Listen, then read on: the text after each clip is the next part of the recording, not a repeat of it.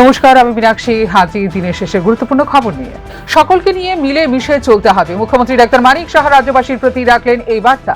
বেতন পরিকাঠামো নিয়ে ক্ষোভ প্রকাশ করলেন অঙ্গনওয়াড়ি কর্মীরা। এই অভিযোগ তুলে তারা সাক্ষাৎ করলেন শিক্ষা দপ্তরের অধিকর্তার সাথে। স্বাধীনতা দিবসকে কেন্দ্র করে পশ্চিম জেলা পুলিশের তরফে করা হলো এক বাইক র্যালি। শহরের র্যালিকে ঘিরে ব্যাপক সাড়া পড়ল। কলেজের ছাত্রী অপহরণ ও ধর্ষণের ঘটনায় অভিযুক্তদের চিহ্নিত করে কঠোর শাস্তি প্রদানের দাবি তুলল সারা ভারত গণতান্ত্রিক নারী সমিতি। এর জন্য পূর্ব মহিলা থানায় ডেপুটেশন প্রদান করলেন তারা।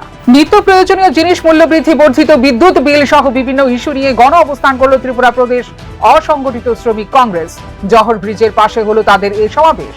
স্মার্ট মিটার নিয়ে সরকারের ভূমিকায় প্রশ্ন তোলেন প্রাক্তন মন্ত্রী মানিক দে। তিনি সাংবাদিক বৈঠক করে সরাসরি এই অভিযোগ করলেন।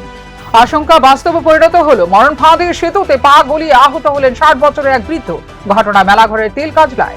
ত্রিপুরা বায়োটেকনোলজির উদ্যোগে প্রজ্ঞা ভবনে একদিনের কর্মশালা অনুষ্ঠিত হলো। এতে উপস্থিত ছিলেন মন্ত্রী অনিমেষ দেববর্মা সহ বায়োটেকনোলজির চেয়ারম্যান সহ আধিকারিকরা। রাজ্য মন্ত্রিসভার ক্যাবিনেটের দুটো গুরুত্বপূর্ণ সিদ্ধান্তের ঘোষণা দিলেন মন্ত্রী সুশান্ত চৌধুরী। দুটো ঘোষণায় সরকারি দপ্তরের নিয়োগ সংক্রান্ত।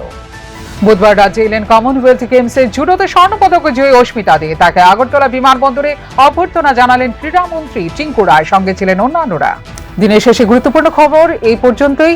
নমস্কার।